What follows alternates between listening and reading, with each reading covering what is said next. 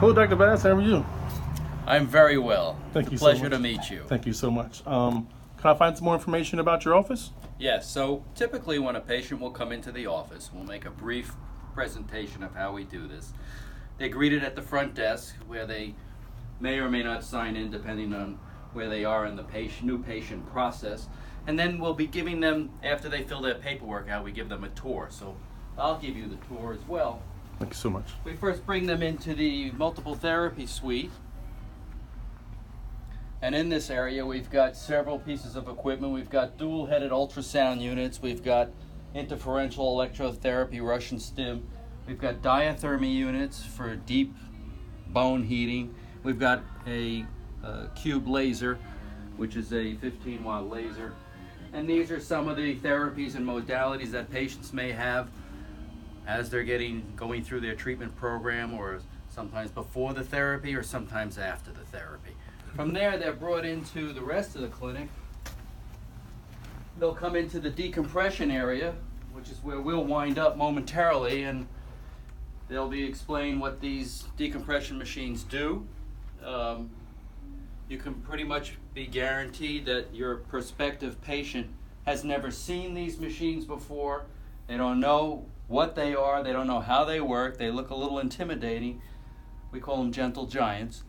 But these machines will produce for your patient a clinical improvement that they cannot get anywhere else. And they know they have not had this therapy before. So you're not the same guy on the corner. You're now a specialty practice. After the decompression, we move them back here, where we have several treatment rooms where we do some physical modalities like spinal manipulation. We do another form of facet traction called Leander traction. We've got some injectables here for prolozone or proliferation therapy, and we have some tools for mechanical adjusting. Some of you may have these pieces of equipment, or you may not. It doesn't really matter as long as you've got the decompression machine. We do our exams and our x-rays in this area, which doubles as another treatment area. But we've got a digital x-ray setup. Sometimes we show our patients the films right away. Sometimes we have them come back depending on how the schedule's working. After that, we come down to this area where we've got 3 rooms like this that are pretty much identical, where we have acupuncture therapy going on. And in this room, it's a little more of a specialty room. We do the ozone therapy, which is injection of ozone gas with homeopathics into damaged tissue areas to stimulate a regenerative process. In the back area here, we've got a massage therapist. He works in this area. There we go. And sometimes that's after therapy or sometimes before therapy. Some patients do come in just for that. So let's go back to our decompression area.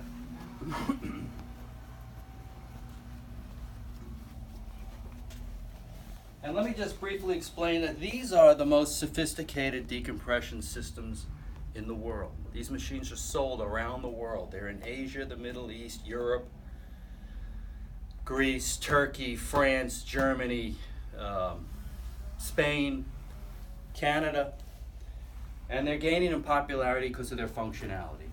But these machines are very expensive to manufacture. They're workhorses. They will last you a lifetime, which is why they're not inexpensive to purchase. But what you will pay when you purchase this machine will be just a small ticket compared to the income you will generate.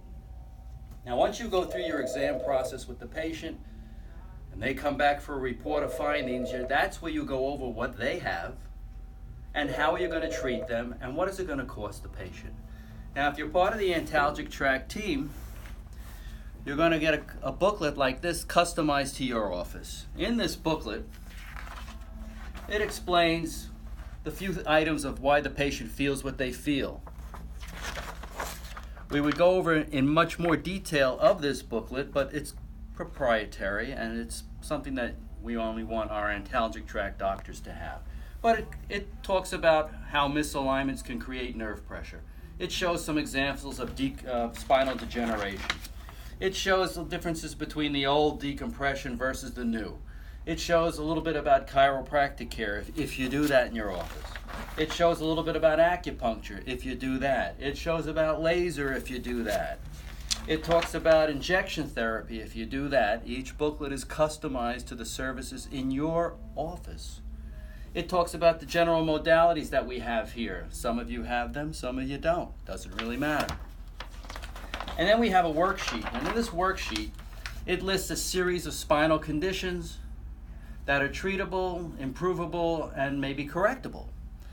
And then it has a fourth column, which is we call complicators. Now the complicators list a whole bunch of conditions that you've already seen in your office, but these complicators can sometimes affect the progress of the correctable symptoms. For instance, if you have sciatica on your correctable condition, if they have a disc herniation, that would be a complicator to the sciatica. It may or may not affect the recovery. If you're using the decompression, you have the best possible chance of correcting or improving that herniation without surgery. Most patients don't want to start with the surgery. So after we go through this page, now they have a pretty good understanding of what they have and the complicators to their condition. Then we go through what we call a healing timeline. How many weeks of therapy does a patient need? It starts with 1 and goes to 16 plus. Because certain conditions like misalignments can sometimes be improved in 2 to 3 weeks. Ankylosing disease, that's kind of a tough one where we've got a minimum of 12 weeks of therapy. Degenerative disc changes can go 8 weeks or longer, disc bulges 6 to 10 weeks, disc herniation 8 weeks or more. And a lot of these conditions are at 8 weeks or more, and that's because most of these conditions have cartilage as the base or a component of the problem. So if it's the disc, you know the cartilage. If it's the facet, it's cartilage lined. If it's the bone itself, it's encased in cartilage. So once a patient has cartilage damage, we know that cartilage needs 8 to 12 weeks of therapy. So it makes really a lot of sense if somebody's having therapy, start them at an 8-week minimum, reassess them, and then you'll be able to make your future recommendations if they need them. On the last page, we show the 2 types of programs of care. We have our select care, which is the kind of therapy on some level that you're already doing. And then we have the decompression program, which is typically more time consuming, it's more expensive, but it does include all the select care modalities that you're already using. And so I will choose between the 2. Some patients, I can let them choose. I know the decompression is a faster way to the finish line for them, but not everyone can afford it. But once you've gone through this process of clarifying their condition, clarifying the complicators of their condition, and explaining the timeline, and then you get to your treatment recommendation, you're pretty much 90% there for the patient to understand what you've said and want to go along with your recommendation. You've explained it thoroughly, you've shown them, you've gone over their MRI if they had it, their x-ray, you've done an exam that maybe their reflexes are either absent or diminished. That's typically disc involved, sometimes facet involved. And now you give them the choice of the care. Most of our patients are going through the decompression program. We put in the amount of time they'll need, we put in the weeks that they need and the treatment schedule, and then based on after the re-exam, additional care may be determined at that time. So if you don't have a fairly standard report of findings protocol, and you're not covering these bases, you're not signing up even your regular patients because it's unmotivating. But when you give the patient the reason to have the care, and they understand it, and every patient understands it, you're going to get your patients to commit to care. And so the only last step you have to do is have one of your assistants come in and go over their insurance. What is their insurance going to pay, if anything? And whatever it does pay, you're only going to charge the patient the balance. And that is the secret ingredient to a successful decompression clinic. I'm Dr. David Bass. I look forward to working with you and training you one-on-one. Thank you. Thank you, Dr. Bass.